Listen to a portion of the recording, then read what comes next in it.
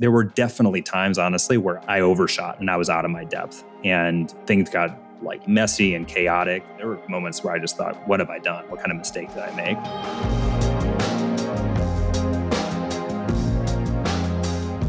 Now, you grew up in Minnesota, and, I actually lived in Crookston, Minnesota, Detroit Lakes, Minnesota, and I went to the state fair. It seems like everything you get at the state fair is you get food on a stick. It's on a stick and it's fried. Okay, so what's your favorite food to eat on a stick? All right. Well, this is starting out in a very unhealthy direction, but they have deep fried Oreos, which are, exactly as you'd imagine. But my favorite is actually deep fried pickles. There you go. Well, okay, we're going to segue now. We're going to move to healthy food, and I checked your food out, and these green pitted olives. God Almighty, these are like they're addictive, And then these kettle sweet potato chips. How in the world do you make food that tastes this good? Okay, that's healthy for you. Yeah, the answer is we use real food and we keep it really simple and we source from really high quality suppliers. So those two products that you just pointed out, those are under the Thrive Market brand. We also carry hundreds of third-party brands that we curate and hold to ultra high quality standards. But on our own brand, the cool thing is we're able to go up the supply chain and work with amazing producers directly with farmers and kind of reinvent products. So the olives that you have there are super simple, but they passed a very important test even beyond our quality standards, which is that my wife, who is from Spain, where they eat a lot of olives, approved them. And so they are, they're great tasting and then they're really high quality, right? So you're going to have an organic standard. You're going to have high quality supply chain. The chips are a really interesting one because that's a product, as you know, comes in a bag that size. It's a snack. It's a salty, oily snack. Like those are usually really unhealthy products. But you swap out a standard potato with a sweet potato, better glycemic index. You replace unhealthy seed oils with avocado oil or coconut oil.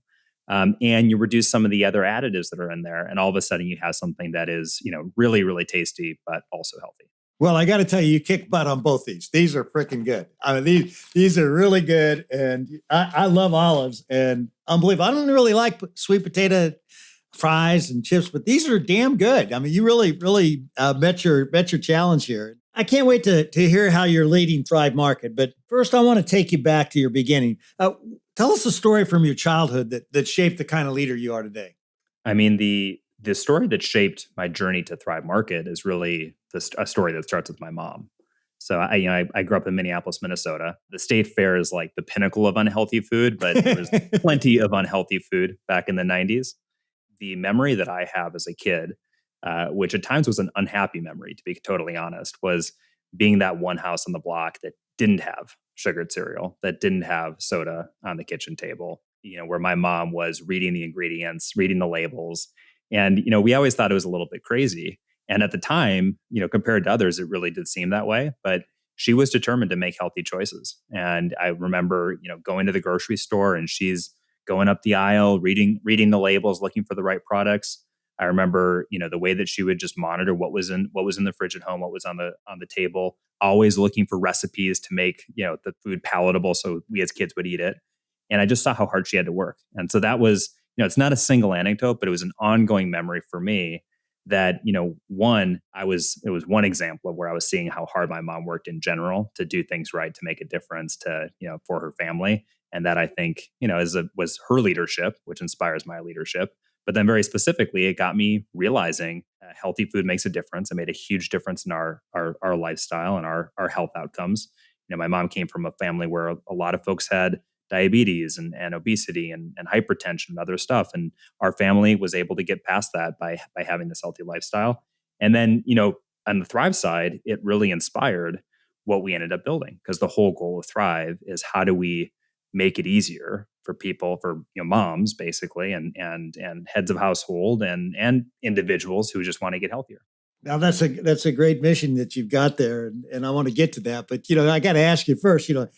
Tell us a story of how this kid from Minneapolis ended up at Harvard. Well, again, the stories all go back to my mom. So the two things she cared most about were healthy eating and education. And, she had kind of a perfect pupil in me. I was a very conscientious kid. And, I would like be the kid. I would go to a sleepover and I'd be afraid to eat anything that my mom wouldn't approve of. And then in school, I was a very studious, conscientious kid. Yeah, I can remember even as an elementary school kid, if I got a grade that wasn't good or I didn't do well on a test, I mean, I would feel literally viscerally ill about it. And so I have a lot of memories like that of like just being just wound up even at a young age. And that's interesting as it relates to my entrepreneurial career because in a sense, going to Harvard was the start to my entrepreneurial career because I started a company called Ivy Insiders, helping other kids get into places like Harvard and get better test scores at affordable prices. But it also was, in a way, I think the thing I had to unlearn to be an entrepreneur and to be a great leader. When you're trying to get into a place like Harvard, you're always trying to be perfect, and that is absolute, the death knell if you are trying to build a company or you're trying to lead other people. And so I've often described that I was an accidental entrepreneur. I would say I also had to unlearn a lot of the things that I like prided myself when I was a school age kid in order to be an entrepreneur. So what made you start this business in college? I mean, that you're at Harvard, most people maybe go get a job somewhere else, but you said, "Hey, I'm going to start my own company," even back then. Yeah, well, I was a pretty self-motivated kid. Again, I was like that from a very young age. And I think my mom was a major inspiration. She was super self-driven herself and kind of set that tone in our family. And so I had never had a real job, to be honest. I had mowed lawns. I had a lawn mowing business when I was a kid and saw how that scaled up. And I was big into savings. It actually was before I even went to Harvard that I did real well in the SAT. And I said, I'm going to start tutoring. And pretty soon, kids would refer other kids. And all of a sudden I had too many students to have individually. So I had a class. And once I had a class, I needed to create a curriculum. And this is where I say I'm an accidental entrepreneur because one thing led to the other. And all of a sudden I'm working with literally was a couple hundred kids in my hometown the summer after my freshman year at Harvard. And it was the coolest experience because, I came from a place where there was a handful of kids that would do like Kaplan or Princeton Review. But generally speaking, if you're middle class in the Midwest, you're not spending $1,000 on test prep, let alone the hundreds of dollars an hour that a lot of wealthier kids are spending to do individual tutoring. What I ended up doing was basically chopping the price of Kaplan and Princeton Review, and eventually it was in half, but initially it was like in a quarter, and just making a really accessible program that got kids better scores and then ended up hiring other undergrads, first from Harvard and then across the Ivy League, and then eventually across 20 plus colleges and universities to basically go home for the summer and run what were essentially franchise businesses for Ivy Insiders. That's fantastic. And as I understand it, you grew that startup to 500 locations in 43 states in under 3 years, which is amazing. What's the biggest lesson you learned about growth that you think about today as you make decisions at Thrive Market? You look back at that experience, and is there anything that you really took with you? Well, there was some advantages I had in that business that I didn't fully appreciate then, but in retrospect, I realized how valuable they were. One was it was not a capital intensive business, so a very capital efficient business. It was a services business, low startup costs, and because we hired these undergrads to kind of run their own businesses, it was very scalable. And so I think the benefits that I had from just kind of stumbling onto a model that didn't require raising outside capital and that was very scalable was super super valuable. One of the lessons that I learned early on was about scalability and what does it really take to make a model scalable. And in theory, when you're doing like a franchise-esque model, you know this better than anyone, I'm sure, from your Yum days. But you got like that restaurant, if you get that single unit dialed, you should then be able to just replicate it cookie cutter style. In practice, it's a lot harder than that. And the more you can simplify and iterate and test into and hone the unit model, the easier it's going to scale and the more kind of dummy proof it's going to be as you grow it out. And so we had a lot of growing pains, to be totally honest, that were related to my assumptions about how easily it should scale. And then the practical reality of what does it mean when we try to do this 100 times over in a single summer. But you did know that you had to scale it. And that learning was very powerful, right? That you said, hey, the only way we're going to be able to do this is to scale it. Well, so I think one of my, like, again, I made a ton of mistakes, but I think one of the things that has always been a quality of mine is I think big. It's actually one of our 4 core values at Thrive Market is think big. And when I think big, it's not like a percentage bigger. It's like an order of magnitude bigger, right? So and I don't know, the phrase is like, shoot for the moon, land in the stars. That's been, I think, kind of the story of my career, where I go for it. And in that case, there were definitely times, honestly, where I overshot and I was out of my depth, and things got like messy and chaotic. And sometimes I remember, like, in the early days of that business, especially once I graduated and turned down real jobs to go do my company. I mean, there were moments where I just thought, what have I done? What kind of mistake did I make? But I do think that was another thing that I learned and ultimately built confidence around, was that if you go for it, there's always a path to making it work. And it may not work out the exact way you expected. It may not be quite as successful as you had, imagined in your wildest dreams, but you will end up doing something that is pretty spectacular. Hello, friends. It's Kula. Stay tuned to the end of the episode because David and I are going to debrief some of the concepts that he talks about with Nick Green. So if you're curious, what does David think about this? Or I'm curious what he did at Yum Brands. What's his perspective on this topic? We're going to talk about all that stuff at the end of the episode. We did it last week. You guys loved it, so we're doing it again. Stay tuned to the end of the episode so you can hear the debrief. And well, you end up selling this company and you moved to LA. But did speaking of thinking big, did you already have this next big idea in your mind when you moved out to LA? Well, so it's interesting. When I sold the company, I think I sold it too early. And it was one example where I maybe wasn't thinking big enough. And I was tempted by a great financial outcome and a quick win and a success. I was 3 years into building that business post-college. And it then, I moved out to LA, like sunny Southern California. I'm on an earnout. It was like sort of the perfect thing. I was in my mid-20s. I should be really happy. And I was miserable. And so the motivation for me at that point was I don't want to do a quick flip again. Like, if I'm going to invest in building something, I want it to be the thing I'm going to spend, that I could spend the rest of my career building.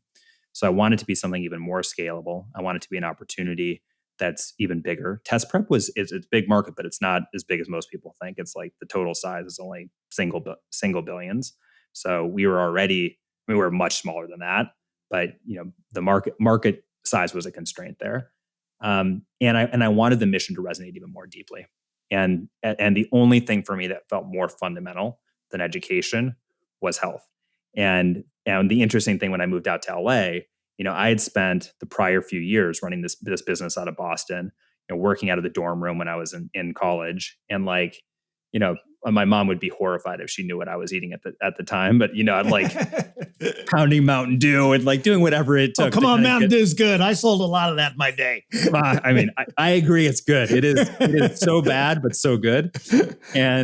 But yeah, I kind of lost touch with my health and wellness roots, let's put it that way, and got back into it when I came to LA. It's like I came out, there's Erewhon, there's farmers markets, there's just this whole health and wellness lifestyle. I'm like, this is amazing. And yet I also knew that for tens of millions of Americans like my mom, and like where, around where I'd grown up, it wasn't really an option yet. And there's just so many barriers. So the whole idea of Thrive was, let's break down those barriers. Let's bring this health and wellness lifestyle to everyone. When did you have that aha moment, or did you? I mean, were you driving down, looking at all these things? Hey, here it comes. When did you have that moment? I wish I could say I had the moment, because I feel like there's so many entrepreneurs that like the light bulb goes off. But I didn't actually have that moment. I was primed though. And then I met my co-founder. So Thrive Market was his idea. And it started out, he wanted to build Groupon for healthy food was the original idea. But with the same mission, make healthy living easy, accessible. And so the light bulb moment for me was when in that first meeting talking to him, and actually initially he was pitching me as an investor. And the idea was like he had an exec summary, we're like going through it. And by the end of that meeting, I was pitching him on doing it together, just because that mission resonated so deeply. And it was this coming together of, my time growing up, what I was looking for in a business, the lifestyle I was now embracing at, myself in LA. And I don't like the business model. I'm not like, I think the Groupon thing doesn't make sense, but I love this mission. Like, what do you think about doing something together? I got to ask you, what was it like? Here you are in your mid-20s. You got somebody pitching you to invest in their company. I mean, that's pretty heady stuff. I know you went to Harvard, but what was that like when you sort of got flipped? You know, you were selling the company. Now you got somebody selling you. It was a period of time that I made a lot of mistakes. I'll say that. Like it's so easy to have a little bit of success go to your head, especially if you have it early and you don't understand. You maybe think it's easier than it actually is. So I will say, like, I made a lot of bad investment decisions right after selling my company, and I enjoyed, of course, being able to think, all right, I'm like gonna make investments. And most of those decisions, by the way, it's interesting, and this is another lesson for whatever it's worth. When if you're stuck in your head thinking about business, you can kind of rationalize anything. And so I find if I'm thinking too hard about an investment or a business decision or whatever, it's usually I'm trying to convince myself of something. Where the best decisions, I would say, strategically in our business and in my life personally, whether it's like getting married, having kids, business partner, business ideas, they're actually like emotional decisions. And so I think I made a lot of bad decisions in my head. And that interaction with Gunnar, that first conversation, was like the most heartfelt, like, whoa, I'm energized by this. And, for your listeners, like when you feel that feeling, that's special, and follow it. Yeah, that's a great story. And so give me a snapshot of Thrive Market and the business that you lead today. Yeah. So, it started with the same mission that we are working at today, right? Which is we want to make healthy living easy, affordable, and accessible to anyone. We, basically wiped clean that business model. So we were initially thinking Groupon, so group buying events. We started to iterate around how can we make healthy living. Explain affordable. Groupon for everybody. By the way, Groupon was a household name at the time. Some people today probably haven't even heard of it. It was basically a sales event site. So you'd go on and get a daily deal. And our idea was, all right, if we can, the power of Groupon, by the way, was that if you pool a bunch of people together, Groupon then has the buying power to then get better pricing with, a local event provider or a local store. And so there's a lot of local based events and deals, and you'd get like pretty fantastic savings. And so the idea was, could we take this to natural and organic products where the price premium is typically 25 to 50%. And by pooling people together, we can do big sales on individual brands. People sign up and buy the things they want, and then we get a wholesale account and buy the products. The big challenge in applying that model to groceries is, to fulfill on that, you basically need the time to run the event, the time to then purchase the product, procure the product, and then you need to do the fulfillment to ship it out. Nobody wants to wait a week or two or three or more to get product that's basically like, everyday essentials. So we ran some tests on that. We had some mixed success, but the fundamental thing we were trying to solve for was actually price. How do we bring natural and organic products at or below the price of conventional equivalents so that middle class and middle America can afford this? And the model that we landed on was membership. And the playbook that we studied was Costco, where you pay $60 a year, you get access to a hyper curated assortment. And by simplifying the assortment and concentrating the purchasing power and driving margin to the membership as opposed to product sales, they were able to offer a very, very accessible price point. And so that was the initial impetus for doing the membership model. We've since discovered all sorts of other benefits to the membership model, which is structurally the core of what we do. One is that every paid membership can sponsor a free membership for a low-income family. Another is that it front loads our working capital for our cash payback for marketing. Another is that when people invest in a membership, they tend to be evangelists for that membership. So, over 25% of our new members come in referred by existing members. But at the time, all we knew was we need to make it affordable. And that's what did it. So, the model of Thrive, to fast forward to today, is still fundamentally the same. It's you pay an annual fee, $60. You get access to a curated assortment of the best healthy, natural, organic products that you find at a health food retailer. You then have another mixed in set of products that we have curated ourselves. So about 600 Thrive Market branded products that are over 20% of our sales, where we raise the bar even higher. We do a bunch of innovation. You pointed out a few of these products at the beginning of the call. And then you get it shipped to your house at better than retail prices and with carbon neutral shipping in 2 days or less. And so there's a lot that's been added to that, but that core of the e-commerce like Thrive Market membership experience is the same. The difference now is we're a lot bigger. So we have over 1.7 million paid members. We have scaled to hundreds of millions of dollars in sales. And I think it's still early, but on our way to achieving that mission of making healthy living accessible to anyone. I love how you went to Costco, saw their membership model, and then did the pattern thinking, said, okay, how can we apply it to our business? I think that is so cool that you did that. And then, obviously Whole Foods is obviously a major player in your space. And then the best online retailer of all time, Amazon, acquires them. Can you share a story about the pressure you might have felt? Yeah, it's not might have felt. It was, I did feel like very acutely. And we had all of our investors basically emailing us the next day saying, what are we going to do? I think that was in 2017, right? So we were at that point two and a half years into since the post launch. And you're right, like Whole Foods for us was a total touchstone in terms of the quality. They had been the leader in the natural organic movement. And the only challenge they'd always had was their price points weren't accessible. And they were located basically and still are in affluent areas that have the population density. So most people aren't within driving distance of a Whole Foods. And so when Amazon bought Whole Foods, it's like, oh my gosh, they're going to roll out Whole Foods stores everywhere. Like what's going to happen? But I think that the truth is we've never, Amazon is also a touchstone for us in many ways, right? Like Amazon is the most customer-centric company in the world.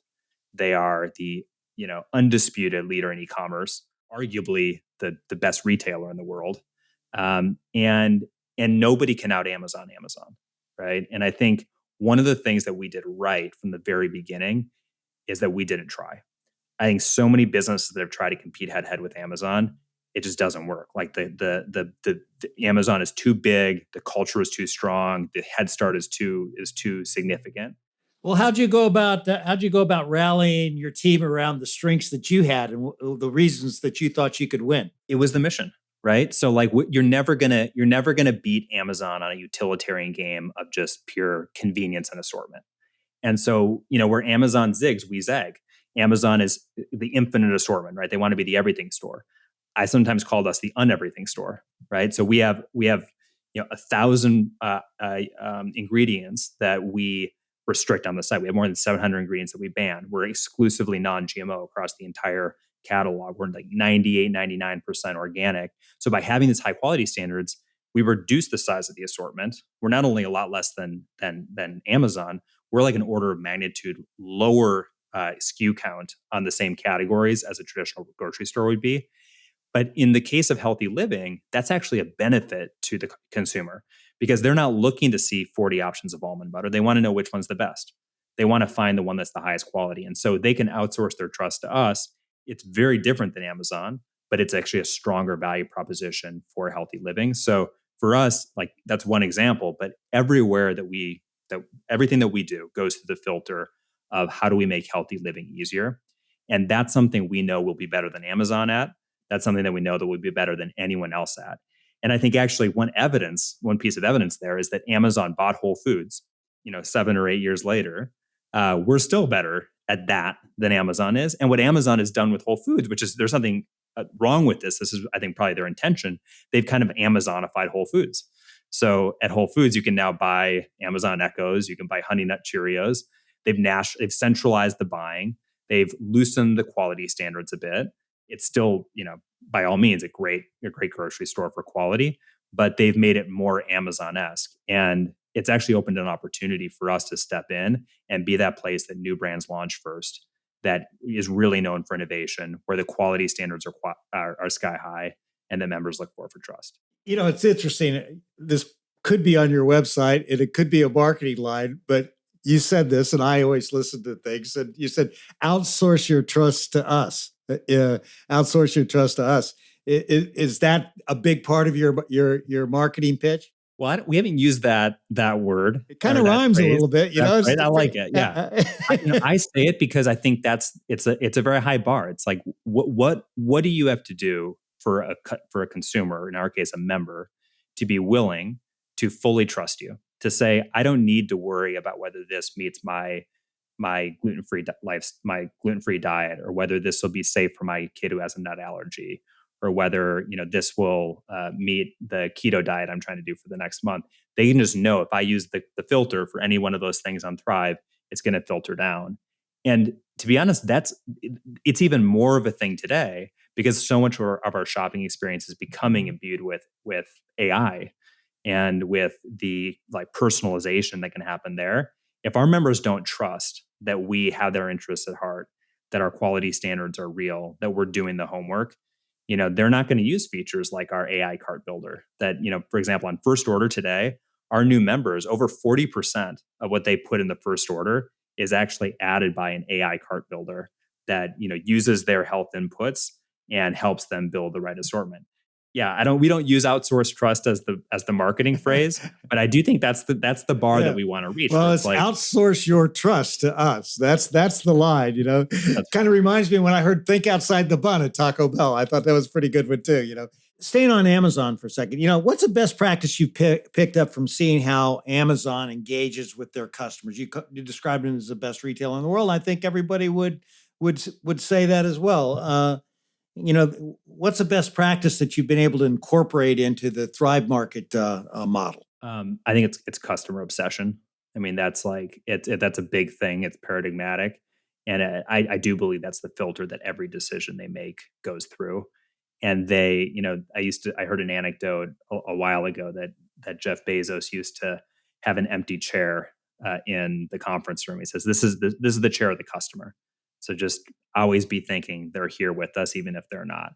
And maybe that's apocryphal, but I think I do think it goes that deep in their culture. And I think one thing to learn is anything that goes that deep in a culture is super powerful. And one of the things that always blew my mind, reading Bezos's shareholder letters, is the themes in 1998 are the same themes that he's talking about in 2018. It's just that clear and that deep a commitment, particularly to the customer. And then there's other facets as well. And so I think that they have a very clear culture. They are truly customer obsessed. And I think a lot of other companies will give that lip service, but it's not deep in the culture. And I'd say for us, the reason that is so important to learn from is that when your members are paying a membership model, which I guess Amazon has with Prime as well, the expectations of the customer are significantly higher.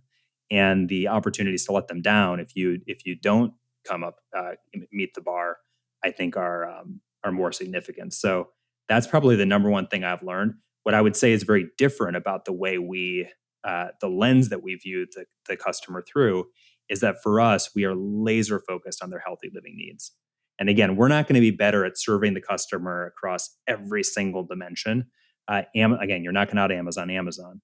But what we can do is be the best place, the most trusted place to find the healthiest, organic, better for you products. And particularly for families, what we're finding, when you have parents, you have moms who are pulled in 1,000 different directions, work and family and activities and all this stuff, the ability to outsource their trust, to have a place that they know makes it easy to put the right products in their home and on their table. That's where we can really shine. And it's the reason why our members not only renew at a higher rate, but also are evangelists for the brand. So you're obsessed with the customer. Can you give us an example of a friction point that you identified by listening to your customers and the story of how you and your team solved it? So there are big things you'll find in your business that are just obviously detrimental to the customer. And those are the things that they're not easy to solve, but they're easy to allocate the resources to solve. Sometimes the hardest things are, I call them the paper cuts. So it's all the little things, like the points of friction that are created in your experience, where you're not totally letting down the customer, but the sum effect, if there's every single one of those, is that you're piling up to some threshold where you're no longer meeting their expectations or no longer wowing them in a positive way. And so that's actually a really relevant one for us recently, because we, in line with our thinking big value, we have big swings every year as a company, and 3 to 5 of these that are like big tentpole, like we've planted our flag. This is what we're going to go after, and most of them are focused on adding to the Thrive Market value proposition. And a couple quarters ago, we've been really performing well as a business. We've been feeling really great and kind of taking victory laps every quarter about how it's going. A couple quarters ago, I came to the company and I said, I want to say something provocative. This was in our quarterly business review. We're doing a great job on big swings. We're doing a great job adding to our value proposition. But I want to suggest that we are not doing a good enough job at delivering on our core existing value proposition. And we basically looked at an example of the member journey and all the different points, opportunities that you have to either come through for the member or let them down. And then we had a lineup of all we call them RFCs, but reasons for contact from member services. And how many tickets are we getting across each of those different areas? And if you just concatenate them along, what is the average experience that a member's having? And between an out of stock or an empty search result or a damaged item or an order communication that didn't go quite right, what's the chance that we're basically hurting our members through this like 1,000 paper cup phenomenon? So long explanation, but the upshot of this was we created a BHAG this year that's cutting our service tickets per order in half. There's no single project that will take, that'll even move us a step of the way there. It's a bunch of micro steps that are happening. And I actually believe that's the like devil in the details that many companies, certainly that our business has not done a good enough job at, and that we're getting better at. So thinking big, and you call it the BHAG, which is a big, hairy, audacious goal, I think from Jim Collins' Good to Great book, And now here you are, you've got 1.6 million members in Thrive Market Club. I mean, that's a hell of an accomplishment. Looking back, what do you think was the single biggest strategic decision you made in the past 11 years that's had the biggest difference? I think the biggest, besides the focus on the mission itself, I mean, that's the filter for everything we do. The biggest strategic decision was to do membership. That's the core model that we run on and around which so many flywheels in the business really turn. Again, we have our 1-for-1 membership. The annual membership gives us a full year to show value. It front loads the cash. It improves our cash flow dynamics. It offsets marketing costs. It's a forcing function for delivering real value because that member is going to come up for renewal. It gives you very clear feedback if you're not coming through for your customers in the right way. So I think that is, if I had to pick one, it's that decision to structurally focus on the membership. But honestly, there's been so many. There's been a lot of things that we've done. We've made mistakes on and then come back and fixed. Like we for a long time had a trial membership, which was really great for getting a lot of people in the door. Not as great for building commitment and quality in our membership. So that's like something that we changed. How do you think about that? Because that's really a good thing you just brought up there. How do you think about bringing in new members and also retaining the members you have? What do you spend the most time thinking about? The things that you do to retain the members you have are improving your value proposition, which actually over time will bring in more members, right? So as we deliver more value to our existing members, that also creates more value for any new members that come in. The other thing is, as your member base gets bigger, a larger and larger percentage of your new members are coming in, as I said before, referred by existing members. So that existing member base is basically an asset for customer acquisition because it's free or near free referrals and word of mouth. And on the flip side, if you're not doing well with your members, you have sort of a double whammy of one, your churn is going to be high. This is the number one reason why membership-based or subscription-based businesses online have not been successful over the last decade. And there's like too many to name that have kind of gone up, and then churn just really takes them down. You can grow really fast for a while with a high churn model, but at some point, if you have a high percentage of people leaving each year, that starts to just be this like I call it leaky bucket syndrome, but it's like the leaks are too fast to be keeping the water level rising. But then the double whammy there is one, you lose members, but two, they tell about those experiences. And as I said before, if you let down someone who paid a membership fee, they're going to talk about it like in a way that they wouldn't if they hadn't paid that membership fee. The wrong kind of talked about marketing. The wrong kind of talk. But you get the other side is true too, right? If you come through for them, and particularly for us, like we find our members not only, we come through that for them on a practical way and that they're getting value from the membership, but we also align with their values. So there's a pride aspect where they actually want to share Thrive Market because they're proud to be Thrive Market members. And so, yeah, I'd say, look, we have a fantastic customer acquisition engine. We use health and wellness influencers. We're really, really good at creative iteration on paid media. We're very proud of that effort. But by far the most important thing, and will be increasingly important as we scale, is how much value we deliver to existing members. You mentioned earlier that AI is giving you the capability to personalize a lot of information with your members. And how are you thinking about AI and its impact on your business? Yeah, well, like every business, it's going to create incredible leverage for teams. So we're seeing that just in spades in terms of the ability to create content, creative output, testing on our landing pages, funnels, marketing in general. We also are seeing benefits to AI when you think about the way that you can manage supply chains and do predictive analytics and understand and forecast your business. But the number one thing that we see that I think is kind of unique to a consumer business is the ability to create personalized user experience. And for us, with that focus on health and wellness, the stakes are even higher because health is different for different people, right? And I think so much of what people struggle with is these like generic prescriptions that say, oh, you need to go do this diet, or you need to reduce the calories here, or the key is protein. And that's like, it's not one size fits all for every person. And so our ability to, we have an onboarding assessment that our members take, and then we map their responses to all of our existing members, and then create from the very first instance a personalized recommender engine. And that AI-driven recommendations has gotten so good now that we're actually helping build the cart on behalf of the members in the first order. Over half of our orders now are on a scheduled basis. They're like auto ship orders. And so that's using AI to predict when people are going to need which items. That to me, I think, is the like real future of AI for shopping.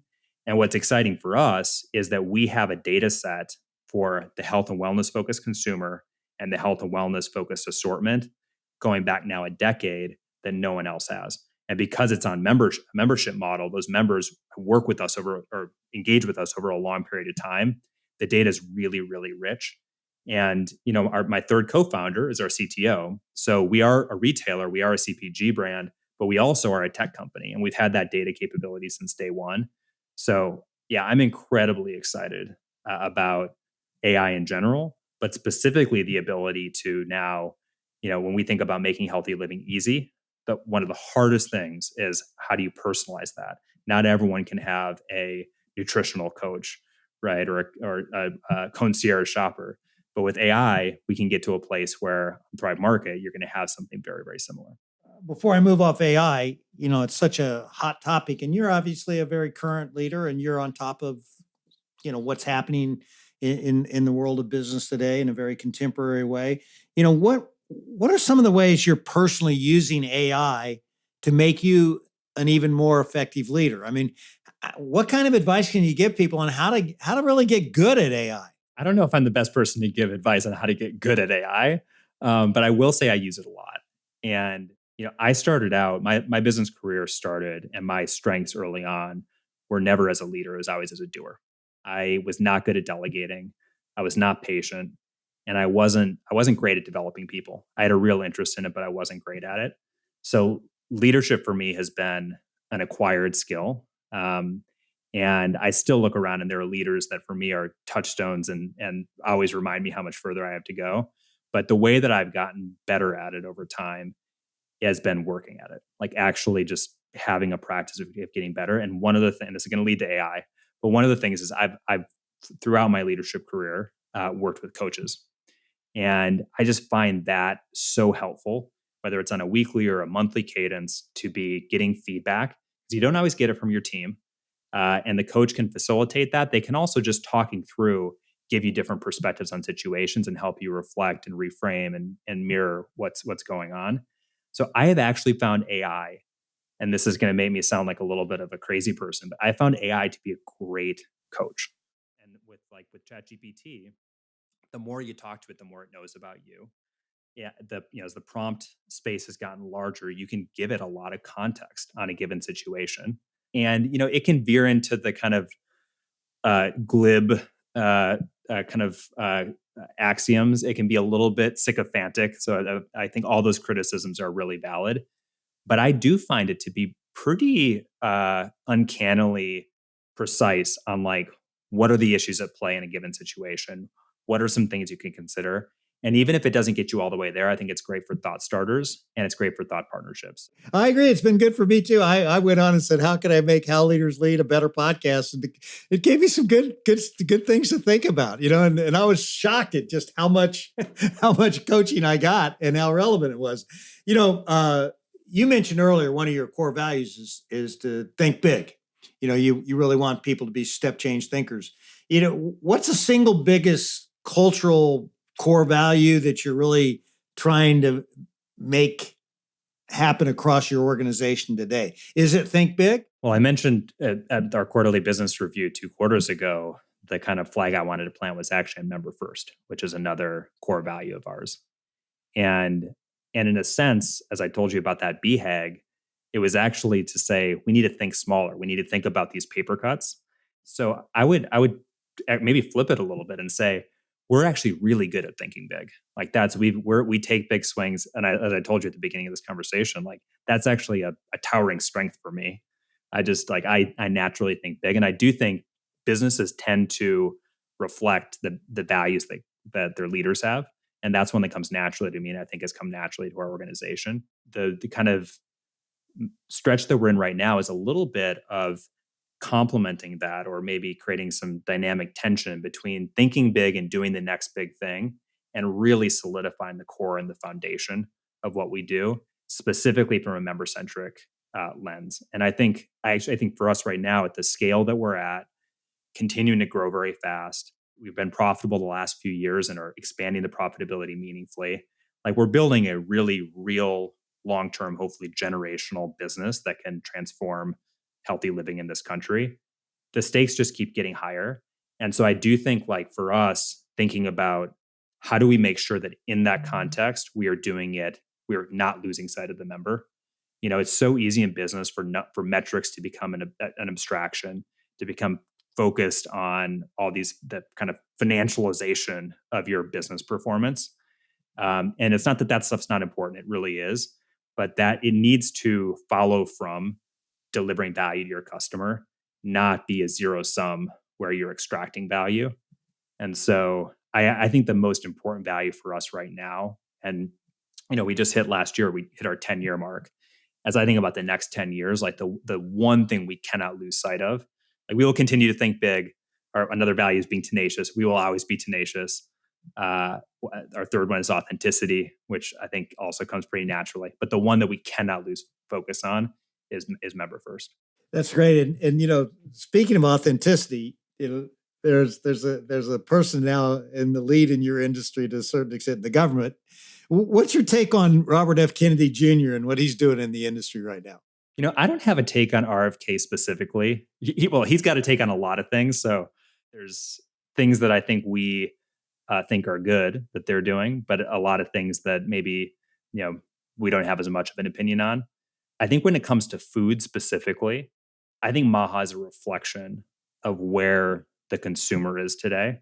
Like I think fundamentally it's a consumer movement, right? It was a grassroots, bottoms up, like largely parent and mom driven movement. And so while it's now become a political endeavor, and I think could actually do a lot of good in changing nutritional standards and reforming quality standards and putting a real emphasis on getting away from ultra processed foods and getting away from chemicals in foods. The fundamental thing came from consumers waking up and saying, these things are important to us. And what we've seen in our business is they've been voting with their dollars well before this became a political issue in that direction. And I think Thrive Market has proven that it's not just people in LA and New York and San Francisco. It's not just affluent people. It's not just liberals. It's all across the political spectrum, the socioeconomic spectrum, the geographic spectrum. people want to get healthier. And I think it's now undeniable that ultra processed foods and chemicals in foods are not conducive to that.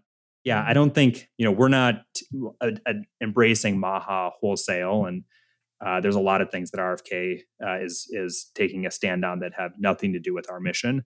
But specifically on the get chemicals out of food, get ultra processed ingredients out of foods, clean up the food system, I think it's a conversation that needs to be happening. And it's been taking place with people adopting businesses like ours. It's exciting that it's now happening in the political lens as well. Yeah, well, Maha, make America healthy again.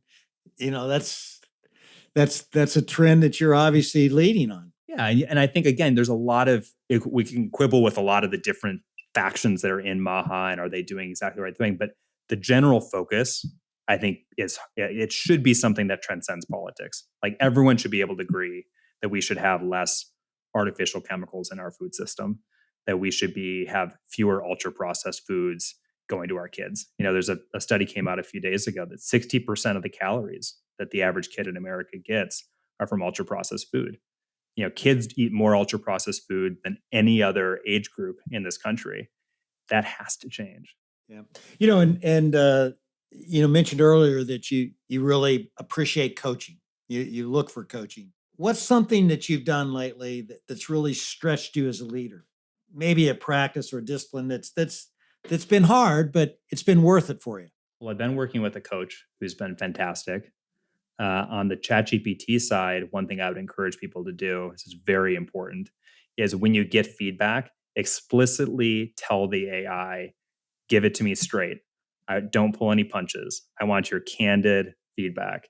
And then whatever feedback it gives you, make sure you get give me the opposite take. Right. So always push it to give you multiple perspectives because it's very persuasive at whatever it's saying. But I would say honestly, the thing that's challenged me most, so coaching is great, but the best source of, it's not coaching with a capital C, but I'd say it's coaching with a lowercase c that I get is actually from my fellow executives. And we talked about Amazon earlier. Over the last 2 years, we've hired 3 ex-Amazonians to our executive team and actually brought over other Amazon folks throughout the org. And we found, despite how different the businesses are, the DNA is really, really valuable. And the caliber of talent, to have gone through the filter of Amazon, in the case of our execs, been there for 10 plus years, they're just really talented people who have learned a lot. And it's been very humbling for me, but also it's I'm on the steepest part of my learning curve that I've been on a long time because I'm around these brilliant people who are at a great best-in-class company who don't pull any punches. It's part of the Amazon culture, and it's forcing me to get better. So that's probably the most recent and biggest impacting thing for me. You got a mission that lights people up, and now, as I understand it, you're primarily a business that's run remotely. How have you kept that energy in a remote workload? Well, part of it is not giving up on the in-person interactions. You just have to acknowledge there's certain things that you can't do on a Zoom screen. And so we have the exec team is on site once a month.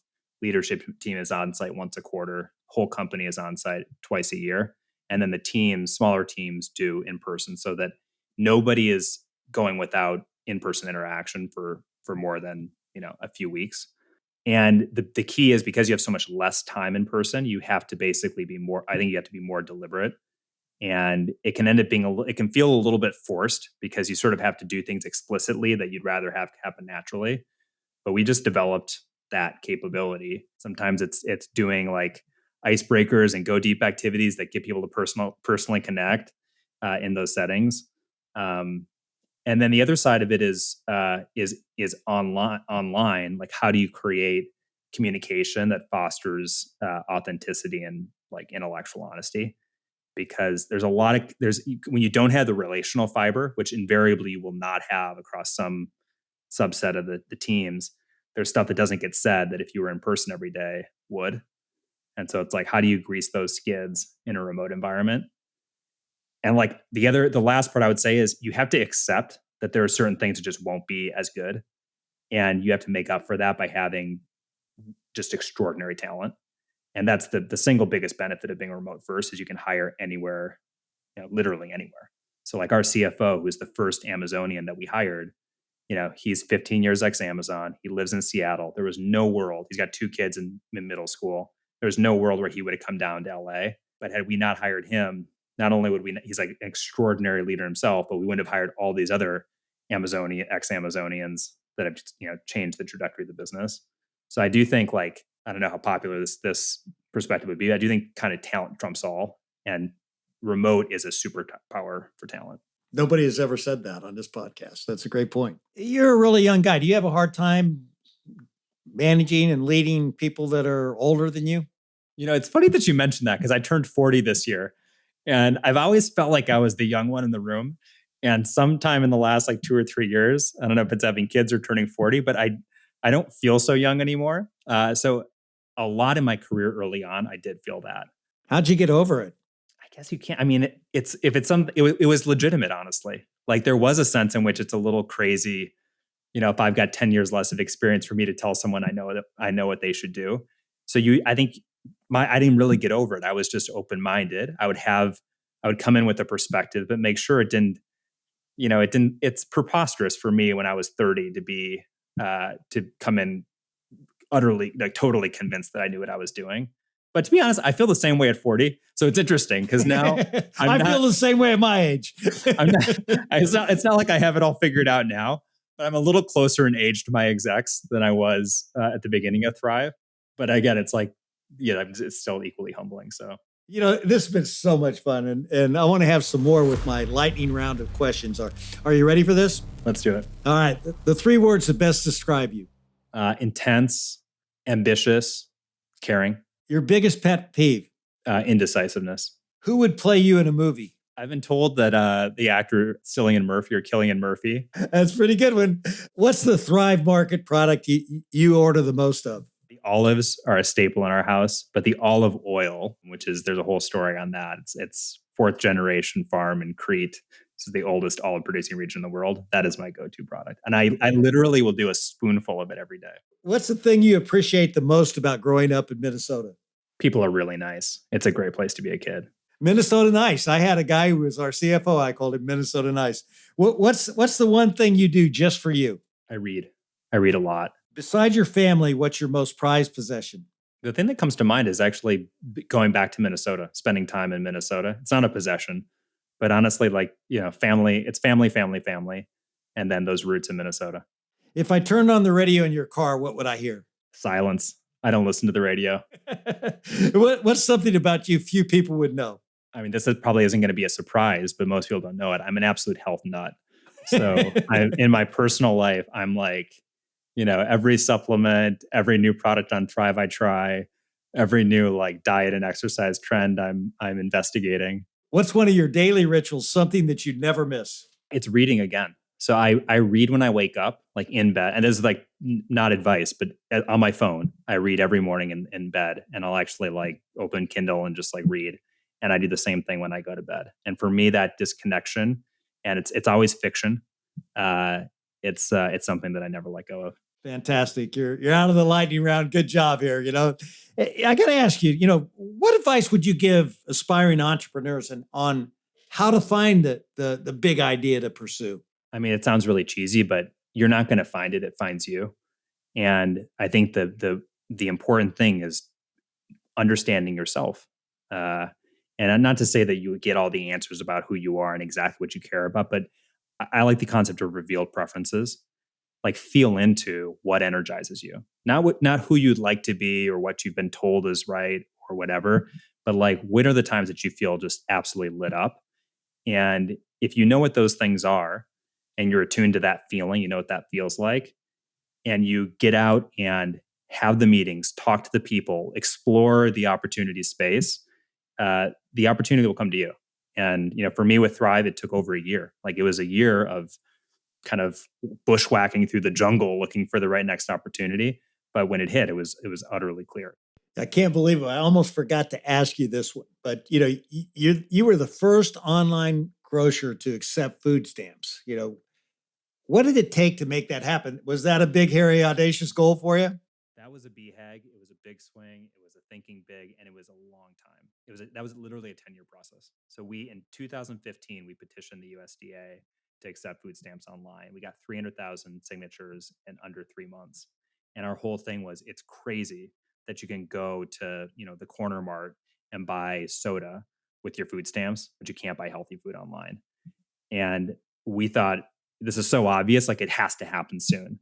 And it wasn't until 2024, the beginning of 2024, so like 8 years after we did that petition, 9 years after we did that petition, that the USDA finally opened it up, and we became the first pure play e-commerce retailer to be accepted. So that's why tenacity is one of your core values, right? Tenacity is one too. Like that one, it felt like beating your head against a wall, like for years, but so rewarding to see it happen. And our hope there, we obviously want to be part of it, but our hope is that a lot of other e-commerce players get into the mix and sort of change the landscape. That's fantastic. And, if you don't mind sharing, can you tell me a little bit about your immediate family? And I'll ask you this question in so doing, what's something that you've learned about work at leadership that you try to bring home? I met my wife in college. I don't think I would have started my first company or had the courage to start this business had we not been together. I'm one of those people. It's like having that part of your life solved and having someone that is your rock, that understands you, that is your partner through everything. You just can't overstate at least for me, what a difference that has made in being able to be bold and take risks and be an entrepreneur, be a leader. So my wife and I have been together almost 20 years, been married for more than 10. We have 4 kids. Our oldest is 8. Our youngest is 6 months. It is a constant balancing act. And I think, I have so much empathy for the parents out there that are also trying to start businesses, because a business it's a child in its own way. I think the challenge of being an entrepreneur, being a parent, is that, you can't be in 2 places at once. And there's just there's some zero sumness in the time side. But I think the advantage of being an entrepreneur is if you're doing something you care about, you love, like on those days that I come home energized from work, and it's not every day, but it's a lot of days, I am a better parent. Like I am the best version of myself. I have what kids need is just adults that are fully themselves, right? And that are having fun with life, that are engaged in what they do, that are curious, that are still learning. I'm not always that way. No parent is. But when things are going well at work, that actually is something that I bring home, is that just like kind of that optimism and that passion. Last question here. What's one piece of advice you'd give to anyone who wants to be a better leader? Just work at it. I mean, it actually, that sounds really basic, but there are some people that are just talented, that maybe are magnetic or charismatic. There's some people that are real empaths and are able to just naturally do a lot of it. I feel like for me, it really was an acquired skill. And I feel really proud of the fact that I've worked at it and I've gotten better. And if you compare yourself to, your touchstone leaders, you'll feel bad about yourself. But if you can compare yourself to your former self, and every year you're getting better, it's like any other domain. That's kind of the key. And I think the cool thing today is there's so many resources. It's like I said, you can, like, ChatGPT can be your coach. You can interact with the best leaders in the world on YouTube, right? Like there's just so many resources if you want to get inspired and build that skill set. So yeah, just go for it. Well, I got to tell you, Nick, I wrote this book called, How Leaders Learn, and it's all about active learning. It's not enough just to be an avid learner. You want to learn and do something with it, Yeah. And you've provided so many good insights on how you've learned and then put it to use and made big things happen. And well, I think that's actually it's a great point. Like the conversation with ChatGPT or a coach isn't enough. Certainly watching a YouTube video is not enough. The way that you learn it's one of those in the arena activities, right? Yeah. You are in the arena, you're making it happen. And I personally found you very inspirational. And so thank you for taking the time to be on this podcast. I really appreciate it. It's a real honor.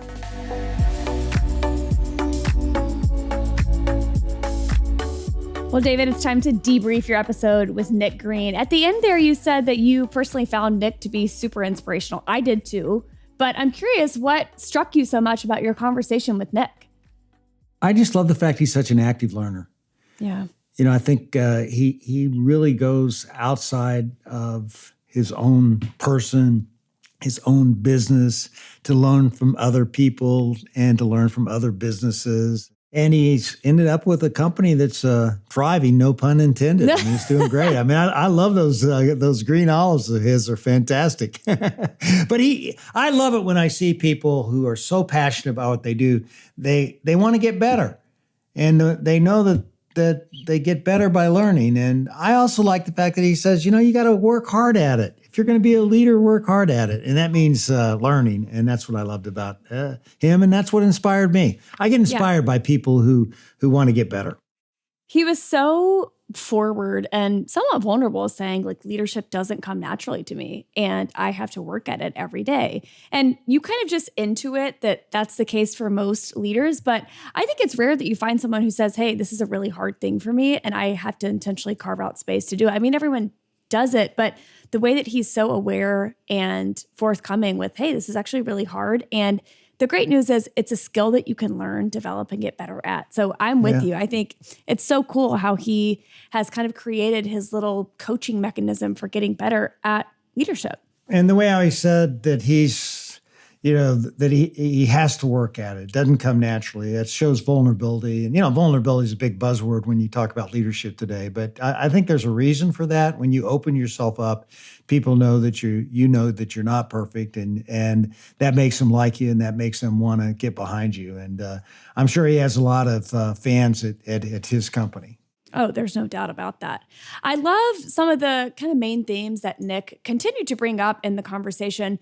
It's really clear that Nick is the type of leader who likes to take really big swings. He dreams big. He says, that old adage, shoot for the moon, even if you miss, you'll land among the stars. And he really finds resonance with that and lives that. And I love in the episode, he says, instead of thinking a percentage bigger, you got to think an order of magnitude bigger. And I think that in and of itself is an innate skill that a lot of people have. So, and that some people don't have. So, David, I'm curious, as you think about dreaming and casting vision and taking big swings, how do you know when a goal is big enough? Well, I think so many times we set goals that are incremental. That are just a little bit better than a year ago, or frankly, just as good as you were the year before. If you grew 3%, you're going to go 3% this year. And you kind of get into that rut. And I actually found Yum Brands to be in that rut for a while. Mm-hmm. And I felt we needed to break out of it. And I met this guy named John O'Keefe, who's from the UK, and he had worked at Procter & Gamble, but he'd put together a training program called Achieving Breakthrough Results. So he had a lot of really, big ideas and training tools to get people to think about how you could get more dramatic results and break out of the incremental. And one of those was, are you a step change thinker or not? Okay. And his whole thing was, that you don't set these little tiny goals. If you're growing 5%, you say, okay, let's think about how we could grow 15%. Yeah. And then if you think about all the things you'd have to do to grow 15%, you're certainly going to get at least 5. Okay. Yeah. But it really makes you, think bigger and dream bigger. And think about the things that if you did these, you could grow a heck of a lot faster. And, that's how you get breakthrough results. So, I think I was always a big proponent, and we always talked about having step change goals, not those little tiny incremental moves, but how do we do something that really takes a step change as a brand? And I think that's what he's getting at. And I think it makes a lot of sense. Absolutely. In the conversation with Nick, you brought up a really interesting point, which is that they're in this health food space, right? They're an online retailer where you become a member of Thrive Market and then you get access to all of their high quality, healthy foods. Well, their biggest competitor is Whole Foods. Whole Foods gets bought by Amazon. And you asked Nick in the episode, what do you do when the biggest retailer in the world suddenly invests in your biggest competitor? And now all of a sudden, healthy food is accessible everywhere. And I loved his response to that question. He says, no one is going to out Amazon. And so what they had to do is really focus on what they were best at, which is few high quality ingredients and fewer higher quality products. And I love this, we're never going to do e-commerce or online retail better than Amazon does, but we can do this better than Amazon does. When a person goes shopping at Thrive Market, they're not looking for 40 jars of almond butter. They're looking for 1 jar of almond butter. And I just love this concept because it forces them to figure out what it is that they were really good at. And I'm curious, David, as you reflect on that part of the conversation, what's the real lesson there for other leaders who might be trying to be something that they're just not? I think you really have to understand who you are and understand what your differentiation is, and then stay true to it for as long as you can, as long as it's working. And then if it's not working, then you got to fine tune and figure out what else you may need to do. But he also said he learned a lot about Amazon.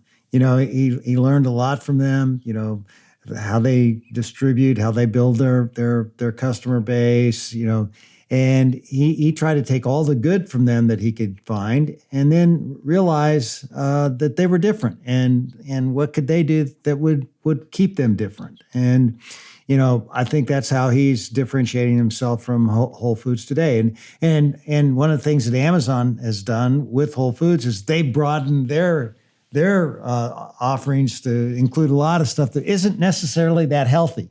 And so, he doesn't deal with anything that isn't in the Thrive wheelhouse. And he thinks that differentiation, that purity really is a competitive edge over the long term. Well, I mean, clearly they have over 1.7 million Thrive Market members, which is crazy. And when you guys talked about, how do you think about customer retention versus customer acquisition? He said they really focus, on retaining customers because 25% of new business comes from existing members.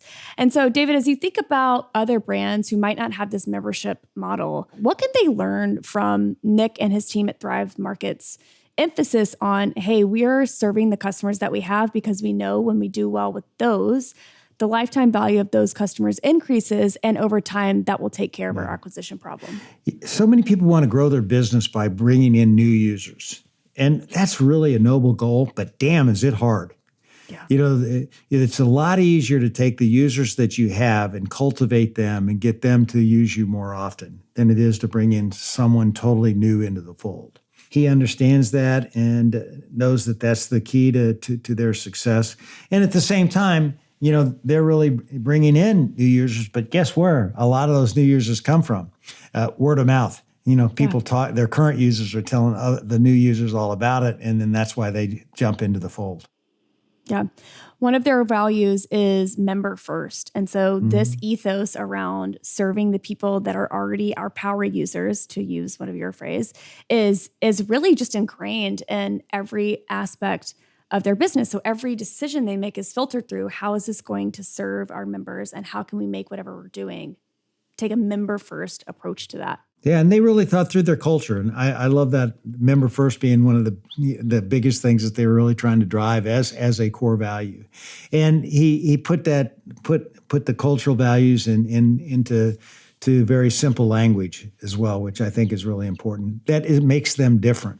Well, David, you asked Nick this in the lightning round, and so I'm going to ask you this as part of the debrief. What is your favorite Thrive Market product that you've ever bought? Well, I told you up front, I love those olives. It's the olives. It's the olives. It's the olives. It's the olives. I also didn't know that you didn't like sweet potato fries, which was shocking to me. Yeah, but his were pretty good. His were pretty good, which was shocking to me, Hey, I always have believed this. If you can make really healthy food taste great, so there's no trade-off, it's a gold mine. It's very, very hard to do. Very hard to do, because people like salt and people like, all the things that you can fat, fry. And, sugar. I made a lot of money in our brands by capitalizing on those things. So we didn't have any green olives at any one of our restaurants, I can tell you that. Well, that's what Nick Green and his team at Thrive Market are for. He loves the olives. But you know what we did have, though? One of the things we did have at Taco Bell, which was very successful, and it really went after people who are looking for healthier foods, is, we had like five items under the Fresco menu. I think it was like we had 5 items under, 10 fat grams, or I forget exactly what it was, but, they tasted good. And, we sold a lot of it. But I tell you what, if you try to sell stuff that doesn't taste good, you're in deep wanna. Well, David, I loved this episode. Excellent job, per usual. Nick Green is just a fascinating guy who is trying to make healthy living accessible to everyone on the planet. And it's such a noble cause. And I'm a huge fan of Thrive Market. Yeah, and I'm a huge fan of Nick. He's a terrific leader, and I think the best is yet to come for him. Absolutely. Well, that does it for our episode of How Leaders Lead for today. Thank you so much for tuning in, and we'll see you next week.